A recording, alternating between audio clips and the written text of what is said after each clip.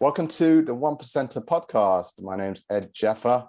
Got a wonderful guest today. He's an award-winning businessman and TEDx speaker. He is the CEO and founder of On Spirit Global, which is a platform for entrepreneurs to help awaken, instill, and enhance the entrepreneurial spirit so that they can live their best life. He is also the author of Change Your Game, which is a fantastic book that I'm reading at the moment. Ladies and gents, please welcome Baiju Solanki. Hey, Baiju, welcome. Hey Ed, no, thank you so much for the intro, and I'm looking forward to this podcast, and I really appreciate you inviting me on to speak on this. It's a pleasure. It's a pleasure. I've been excited and looking forward to meeting you and chatting with you. I've been following you for a little while on Clubhouse now, which is an amazing platform. I've just got to connect with some really amazing people and learning some amazing things through Clubhouse. How long have you been on the platform, and how are you finding it? I joined Clubhouse on Boxing Day. It was I remember I joined Clubhouse on Boxing Day. It was quite a really trouble because in December my father passed away, unfortunately, through a heart attack, and then his funeral was on Christmas Eve. And obviously with the lockdown coming in, my head was all over the shop, and I thought I'm going to take January off. And then Boxing Day, Christmas Day, as you do, scrolling, I saw this thing like Clubhouse. Got an invite, joined on Boxing Day, didn't know what it was. First 2 week, complete headless chicken, didn't know what was going on. You early days, it's like a land grab. Everybody's going in there. If there was 1% of the UK population that were like six-figure earners, all of them were on Clubhouse. We're crying out loud. It was like that kind of energy. But yeah, no, 2 or 3 weeks, bit of a head, sort of all over the shop, and then settled in quite quickly. And for me, it's been a massive game changer. And I'm sure we'll touch upon it during this conversation. Yeah, for sure. I think definitely like it come along at the right time, just off the back of lockdown. I haven't been out to meet anyone in person or been to any networking events, which I love going to, for coming up to 2 years now. So it's a great opportunity to get yourself into a virtual room with, you'd pay thousands to be in a room with some of the speakers that are on stage. Yeah. I just think it's a really fantastic platform to, from a business perspective, but also from, a consumer point of view. Just learned so much on Clubhouse, and just obviously meeting great people like yourself as well. So yeah, it's a good place. If you're not on Clubhouse, make sure you get in the game for sure. Yeah, absolutely. Yeah, it's been, like you say, there's probably about 10% of the people I knew before Clubhouse that I've seen on Clubhouse, through the conventional ways of networking and going to workshops. But like you say, like yourself, I didn't know you before Clubhouse, but you meet like-minded people, you meet people who are on similar missions, but also you find in most cases, you're going to get some toxic stuff, but in most cases, the generosity of people wanting other people to win by helping them has been unbelievable. So it's been fantastic for me, and if it wasn't for Clubhouse, we wouldn't be speaking now. Yeah, absolutely. So tell us, for those that don't know you, tell us a bit about yourself. Tell us a bit about your background and what's led you up to this point of what you do, becoming an author, and you're a coach as well. What led you up to that point? Yeah. So my background, growing up in an Asian household, really growing up, it was more about the conventional ways of either becoming a doctor, engineer, a shopkeeper, or a pharmacist or something like that. That was the option. There was nothing outside of those options. So I went to uni, didn't do very well. Well, I didn't do very well in my A level, so I went to uni not knowing what I wanted to do, and I did a maths degree, assuming that will get me into accountancy, because I thought I wanted to do accountancy, but it was far from the case. And I remember the first year of university, I sat down in the library, as you do. Well, you do then, not now. You just go on Google now. And I found this book, and I picked this book up, and I couldn't put it down. Just really started reading the book. And the book was all about body language. An author by Alan Peace, and I thought, wow, I'm fascinated by it. You can actually read what people are thinking or behaving through their body for their gestures. And then at that moment, I thought, that's what I want to study. I want to study psychology. So, long story short, I was able to transfer another degree, and I ended up doing a psychology degree. And my first job was a psychology lecturer, and which I did for 4 or 5 years at an FE, a further education college, and I taught first year degree and A-level students. And then I did a master's in sports psychology. So I wanted to be a sports psychologist. That was my aim then. So I did a master's in sports psychology, but I needed to leave my teaching job to complete it because time and resource wise to complete my final dissertation. So I thought I needed a job in between. So I found this sales job in London. The great thing about this sales job was it was all about helping universities recruit international students. So I was still in the academic. I was quite I was snobby about sales. I'm not a salesperson. I'm a psychology graduate. Blah blah blah. I shouldn't be Yeah. selling. It's above my station. I was that kind of attitude. So the very fact that I was working with universities and colleges to recruit students was still in the. I was sort of in the academic world, although I was on the business side. So my target audience was lecturers. So I used to go to these universities and colleges to sell these marketing packages, but speak from a position of, well, I'm an educational consultant. I'm someone here to understand your blah blah blah. The consequence of that is I built trust, I built rapport, and I did really well. I was aiming to be there for 6 months. I ended up being there for 9 years. Sales Wow. director, traveled around the world, and I had a young family then. So what happens is when you start getting rewarded by money, I earned a lot of money, compared to teaching. I had a young family, mortgage, bells, whistles, wife, all the rest of it. And you think, you know what? I'll do the sports psychology, in a few months. I'll do it then. Mm. I'm earning good money. I'll do it over there. But over there, become 9 years. And by the time I got to the point where I wanted to do my own thing, it was just too late. The world moved on. I moved on. I was out of the sequence. And for the last 4 or 5 years of that career, I knew I wanted to do my own thing. But as you've probably heard on Clubhouse, I had the normal excuses. I'm not good enough. The time's not right. Who would listen to me? I won't earn money. Blah, blah, blah. I'm not experienced. All those normal excuses of why I didn't leave my job to start my business were there. And at the time, they're genuine. They're real. How can I possibly leave my job? I've got a wife. I've got 3 kids. I've got a house. That's irresponsible, my friend. And I remember I was in New York in 2006 on a business trip, about to close a really big deal. And I got the deal quite easily in the end. And I remember phoning the office up and saying, got the deal. And this is when, you might not remember, for fax machines. And we faxed the order over. And we used to get paid on order, not on payment, right? We used to get commission based on the order. And I earned more in that deal than, it's the biggest deal that the company had, telephone numbers. And I remember I was in a hotel when I got the deal. And I sat down and I thought, I was ecstatic for about 3 or 4 minutes. Do you know what? Oh my God. But then that moment I thought, is this it? I felt empty. I thought, I can't get any better in this job. I'm a sales director. The only potential next step is equity. But once you get equity, you're tied in. So I thought, I've earned a lot of money. I've achieved my targets for my team and the company. I've earned a lot of money. I've earned my boss even more money. So why do I feel soulless? Why do I feel empty? I said, Baiju, you need to sort this out.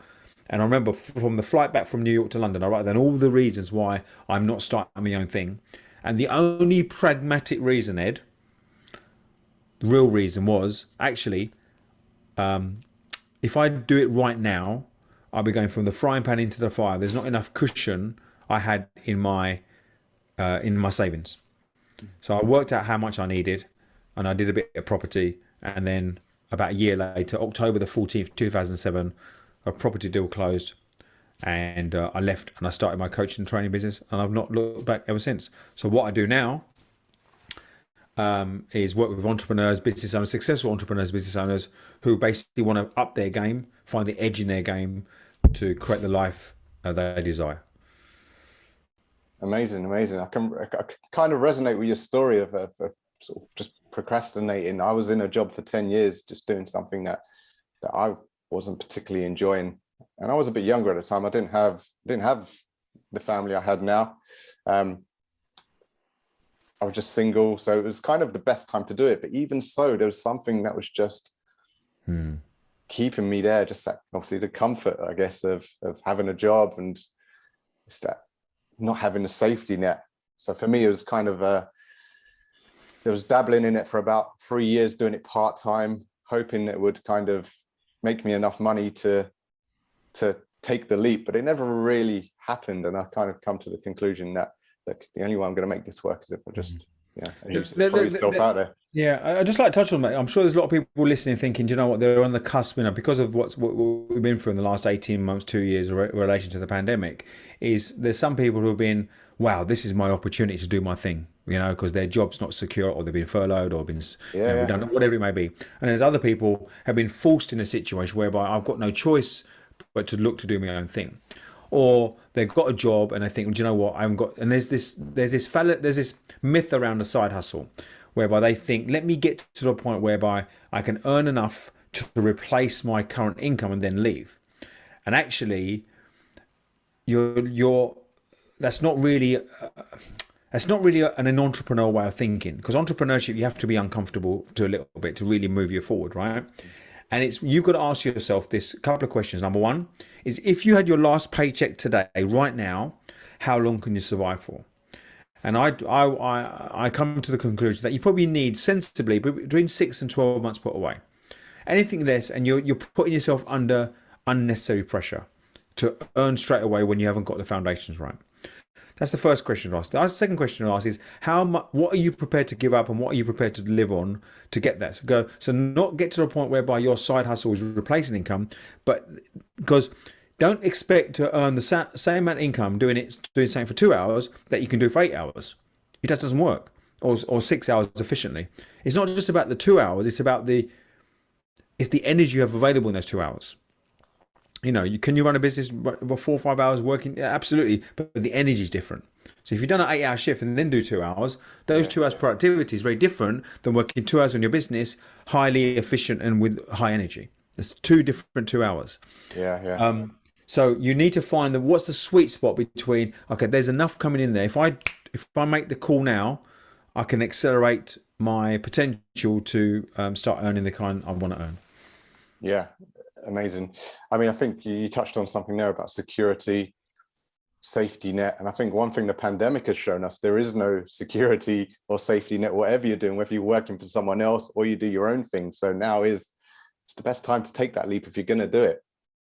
100%. What do you feel is amongst entrepreneurs and perhaps some of your clients, what do you feel is there like a common challenge or struggle that you see in most people? There's common themes. So the challenges might manifest in different ways. The themes are around what goes in the conversation in their head. And it's combined around, am I good enough? Combined around, am I ready? And sort of a sequence around, do I need more information? So the challenges around there, but then that manifests in terms of how active they are. So how prepared they take an action. So they might take an action, but they don't go full leather of fear of failure. And then they think, well, the reason I don't go full leather is this unconscious conversation of, well, I'm not really good enough, so I daren't show up. And then within that is they don't really know what success looks like. They sort of know over there, but how can you and you might see a lot of people take lots of action, but there's no point traveling from London to Newcastle, but if you're going towards Bristol. So it looks like, oh, they're driving fast. Wow, look at them. But they're going the wrong direction, right? And they think, oh, it looks in isolation, it looks good. But then when you come out and you think, actually, they're going the wrong way, mate. Right? And that's what a lot of businesses do. So you look at it in one bit. So it's like, do they know what success is? And it's not about having a 5, 6 year, 20-year plan. It's like 30 or 60, 90-day sprints. If you know what your next 90 days looks like, that's what a lot of elite, high profile, high successful entrepreneurs look at the next 90 days. You understand what forecasts are for the following, but in terms of an actionable 9, if you can say, right, these 90 days, what does success look like for the next 90 days, and where does my mindset need to be? What kind of plan do I need to put in place, and what's the consistent and persistent actions I need to take? If you get those 3 things in order, all of a sudden you're more likely to have things succeed than not. Yeah. I mean, I've always been a fan of setting 90-day plans as well, obviously from what I do as a fitness coach, but also within my business as well. I've tried setting 5-year plans, 10-year plans, but obviously the further out you go, the more sort of vague it becomes. It's quite hard to focus that. A great question to ask is, if you ask yourself right now, did you think you'd be here right now 5 years ago? Right now, or you might say, yeah, I am where I thought I was going to be, but was the route what you expected? So the route might be different. So we've got perfect evidence. Actually, do you know what? 5 years ago, no, I didn't think I'll be here. I'm ahead of my game. I'm behind my game, but the route's different. So there's your evidence to see how really how powerful 5 year plans are. It's not that really powerful, but short 90-day sprints, 880-day sprints could be. Yeah, yeah. Amazing. Tell us a bit about the book, Change Your Game. I know it's behind you. You've got your banners there. You talk about 3 games. So you talk about your inner game, your outer game, and your game plan. Yeah. Just for those that don't quite know, just tell us a little bit. I mean, I get what you mean by it, but just tell us a little bit about those. Yeah. Obviously, you've got the book. How far are you in the book? I saw you got a little secret. So tell us what chapter you're up to. So I'm just about. I've got the little. Yeah. What's that bit there? What's that page there? What's that page there? So that is page 91. So I'm just kind of coming up to halfway. So 91. So don't look to be perfect. Number 22. So you're in between. You're just towards the end of game 1, the inner game. So when I looked at where this came about, I wrote this book a couple of years ago, 2019, and life's a game, right? And every game has a set of rules, universal laws, and a set of patterns. So if you look at play football, for example, there's some rules. Right? Once you get on the pitch, the fundamental rule is you can't touch the ball with your hand unless you're a goalkeeper, right? There's the offside rule, and that's really it, right? And then you've got different rules around sort of tackles and what a red card is. But essentially, don't pick it up with your hand. And the offside rule, within that scope, you can do what you want, right? Within reason. And then you've got rugby. Rugby, you can use the hands. That's the fundamental. And there's offside rules, and then you've got the backs and the forward. But there's rules. Now, if you go on the pitch, imagine you say, right, I want to play rugby, but I'm going to use football rules. It just doesn't work. It doesn't work for you, and it doesn't work for the rest of them because it's chaos. So in life, what I found is when I was looking at my life, when I was looking at people I was working with, and when I was thinking, well, what are the common patterns around success? And I realized that actually there's 3 core games that are going on. And someone might say, right, you need to have the right mindset to succeed. Is that true? Yeah. You need to have a game plan. You need to have a roadmap. You need to have a strategy. That's what you need to succeed. Yeah. Actually, what you need to succeed, if you don't take action, nothing's going to happen. So that's what you need. Yeah. So then you think, right, let's go to Tony Robbins. Right, Tony Robbins, all rah-rah, mainly life coaching, a little bit of business stuff, but essentially it's about how you can be your best version of yourself, isn't it? It's all mindset stuff. So your people leave Tony Robbins, all become mini Tony Robbins, think you can change the world. 5 days later, you crash and burn, right? And then you realise, well, I've got these great mindsets. How come my life's not changed? Because you've got no game plan. Then you go to a business workshop that shows you a strategy. Graphs, shows you the business canvas, Venn diagrams and this. So you've got a plan, and then you think, I've got the plan, so how come my life's not changed? Well, if you Google, you find loads of plans, right? It's like a recipe. If I gave you the recipe of, I don't know, beef Wellington or flipping, some sort of coq au vin or something, right? These are the ingredients, this is the measures, and these are the instructions. All right, you got it. But if you just look at it, ain't nothing happening. You've got to make it. Yeah. Right? And then the third part of it is you go to another workshop and says, right, accountability. Right? What you need is accountability. So what that means is, what do you want? Let's set a deadline. Right, get into action. Now, okay, but if you do that, but your mindset is of, it's never going to work.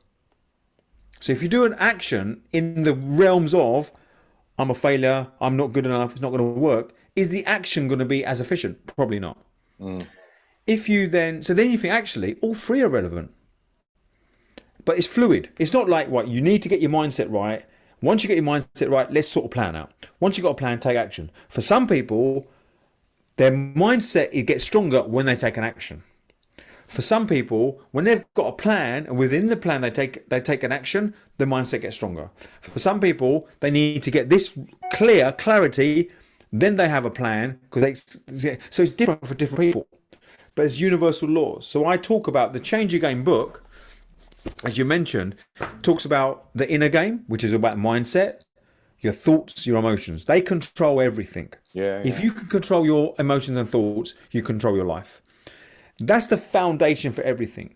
Now, within that foundation, you need to have a game plan and strategy. So let's get this right. That could be anything: business, relationships, a sporting event. Like you do fitness, right? For over yeah, 40s, right? I've done transformation. Now, people think a body transformation is about eating the right foods and exercising. No, it's not. If you don't have a plan and strategy, you're going to go to pot. Because the first sign of a donut and the first sign of you feeling like, oh, I can't do this, you're going to stuff a donut in your gob. And the reason you put a donut in your mouth is because you haven't got a plan and strategy and the mindset. Because the action, 90% of the people know what they need to do to be healthier. yeah. Agree. But the reason they're not is one, because their mindset's not right. They haven't bought into it. And second, they haven't got a plan to follow. Yeah. Would you agree? Absolutely. Everything you were just saying there, I was thinking that is exactly Yeah. the Now same challenges that's applicable for anything. You could apply that to marriage, yeah, right? Right. And we love each other. We want to create a life together, but we don't do this, right? What's our common goals? How do we want to live our lives? How do we want to, what's our bucket list? How do we want to bring out children? What kind of house do we want? So imagine you having like a game plan for that, right? Okay. What our mindset? Let's communicate with each other. I've been for a divorce, so this is like, talking to the converted now, but I wish I knew this before. Make sure we communicate once a week, right? That's part of our strategy.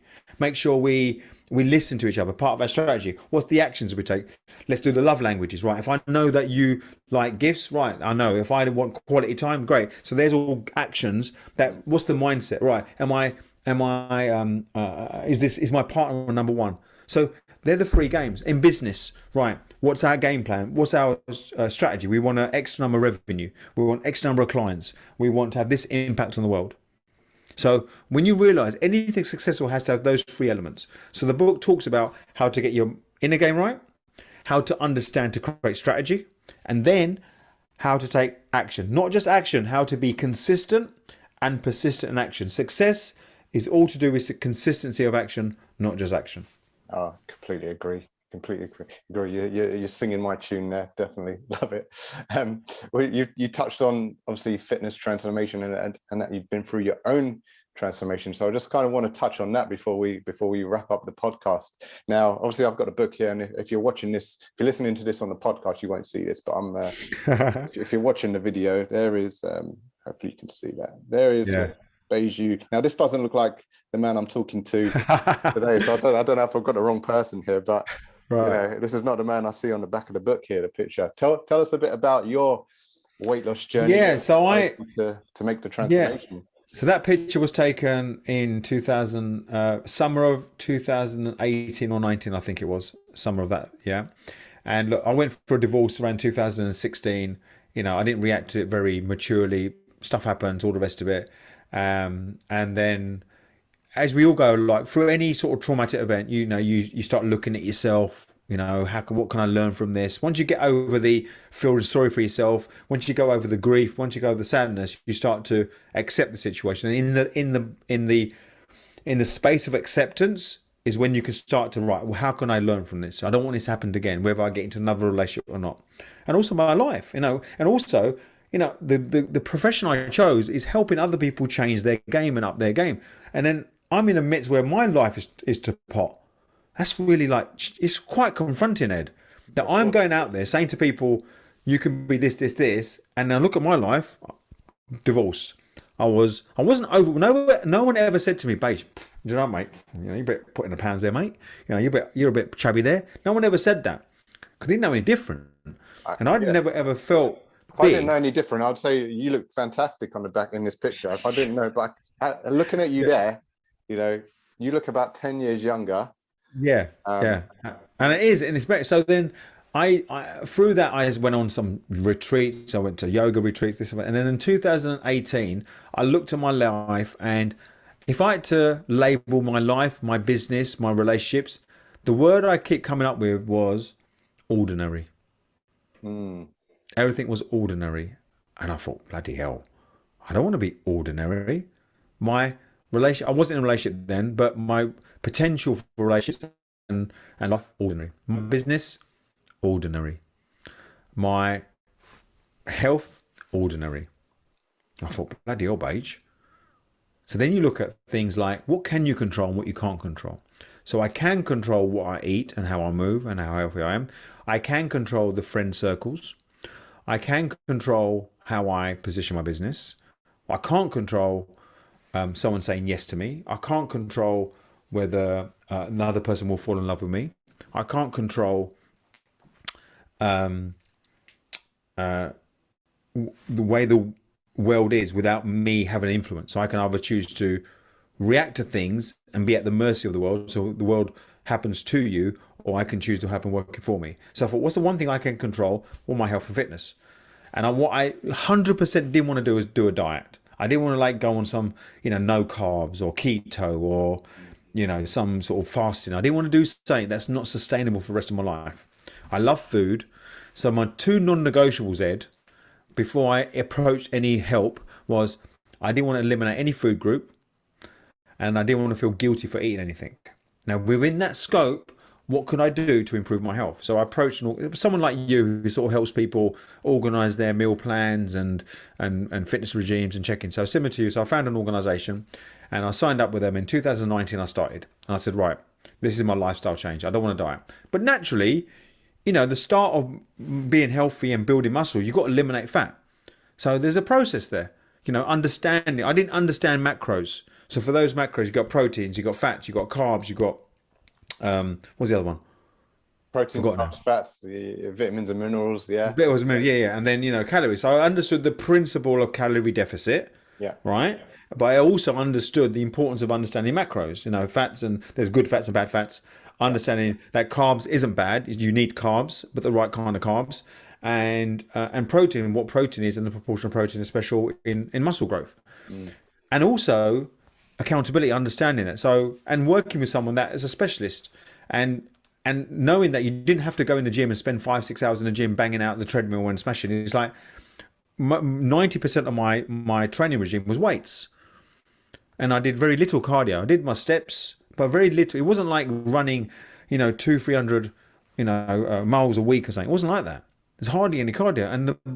And with right nutrition, right understanding, I lost 20 kilos over 10 months. So It wasn't like a 12-month fast transformation. It was, and I did a photo shoot in the end. Yeah. But the reaction I got from people was unbelievable, Ed. And the consequence of that was three things. One, the body was changing anyway, so I was getting healthier. That was the direct confidence. The second consequence was my mind was clearer. I was clearer in my thought. I had more energy. And the third consequence, which I wasn't looking for, my business improved. All of a sudden, the nature of what I did, people look at, hang on, Paige, if you can do that for yourself, what can you do for us? I wasn't a fitness guy. Now, the other thing is, the reason I think a lot of people got inspired by my story is I'm not a fitness, I'm not a PT. I'm not a bodybuilder. I'm not a professional thing. I'm just an ordinary guy I just do fitness for me. I don't do it to teach or train anyone. Yeah. And when they saw my body transformation photos, they were like, wow. They saw the six pack, they saw the gig, and it was great. So much so that during lockdown, the first 3 lockdowns, I kept it off more or less. The fourth lockdown wasn't so good. So so as we're speaking now, I'm 6 weeks away from another photo shoot. All right. So I wanted to do it again, just to prove I can do it again. Yeah. So I'm, just a few weeks off now, another photo shoot, and I'm not saying everybody needs to do a transformation to improve their lives. What I'm saying is understand foods. People think, is it vegan, vegetarian? I'm not vegan, vegetarian. You can have a really shocking vegan and vegetarian diet. That's not a healthy diet. It's understanding foods. So yeah, it just changed my life in several levels. Yeah. I don't even think, for the majority of people, I don't even think they need to understand foods. They just need to eat less. It's all about the calorie balance at the end of the day. If you want to lose weight, move more and eat less. I always say to people, is it about eating less or eating the right foods in the right proportions? Yes, it is. But the rule of thumb, if you want to lose weight, you can lose weight even if you ate, I'm not saying this is the right thing to do, but even if you ate chocolate all day and you burn that chocolate off, you wouldn't be particularly healthy. but Yeah, that's you would lose weight because, exactly. It's about, so losing weight is one thing, but also doing it in a way whereby your body's still healthy. And that's what because you could eat McDonald's all day and be calorie deficit, of but your course. body's not going to have all the nutrients. Yeah, so it's important that you strike up a balance between the two, because if you still do, if you want a piece of chocolate, or like you said, you didn't want to eliminate any foods. So it's about striking that balance where you are in a calorie deficit, but you can have a piece of chocolate, or, you know, a Big Mac or a burger if you want, or whatever it might be. You can still have those things. You don't have to eliminate any food groups. And so it's just about getting the balance right at the end of the day. And I always say to people, like, this is not about changing your diet. It's about changing your eating habits. There's a big difference between those two statements, diet or eating habits. So like you did, you made some changes to your eating habits. You know, I imagine you can still pretty much eat what you want within reason. You know, you're not eating. Yeah, absolutely. Yeah. So at the moment, because I'm a few months, I know people might listen to this podcast at different times, but where we're recording this now, I'm 6 weeks, 4 to 6 weeks away from my photo shoot. So I'm a bit more stricter. I'm on my shred at the moment. So I'm definitely really watching my food. But I want to create a lifestyle where I'm 80-20, whereby 20% of the time I can have what I want. But knowing, understanding the foods and get to an optimum sort of weight whereby I can build muscle, stay healthy. Yeah. Definitely. That's something I share with my clients as well. 80-20. Amazing. Well, I wish you well in your continued transformation and success in your business. Tell us how people can connect with you, Baiju, and tell us a bit how we can get the book as well. The book is amazing, by the way, guys. Like I said, I'm halfway through. I'm really enjoying it at the minute. I'm going to leave a review for you on Amazon, of course. Yeah. So I'm very fortunate. I've got a very unique name, Baiju Solanki. So if you Google me, you'll find me on Instagram, obviously on Clubhouse. But there's a couple of things you can do. As a result of the book, which is all, as I mentioned, talked about how you can change your game, I've created a scorecard. And a scorecard tells you how strong your game is. So it's a free resource. So if you go, I'm sure you can put the links on the podcast, changeyourgamescorecard.com. If you go there, put in your details and you fill in the form, and then it will give you an indication of how strong your game is on each of the three areas, and then some tips to improve it. And by filling that scorecard, you'll be able to download the digital version of the book for free. If you want a hardcore copy, if you go to changeyourgamebook.com, there's various offers on there that you can get the book. And if you want a personalized copy, again, there's an opportunity to fill in your details and get a personalized signed copy from me as well. Amazing. So that's changeyourgamescorecard.com. Is that correct? Yeah, and changeyourgamebook.com. And changeyourgamebook.com. Amazing. Baiju, you've been brilliant. You've been amazing. Ed, thank you so much. No, I appreciate it. Thank you. Pleasure was all mine. It's great to have you on. And let's connect again soon. 100%. Nice one, Ed. Take care, my friend. Take care.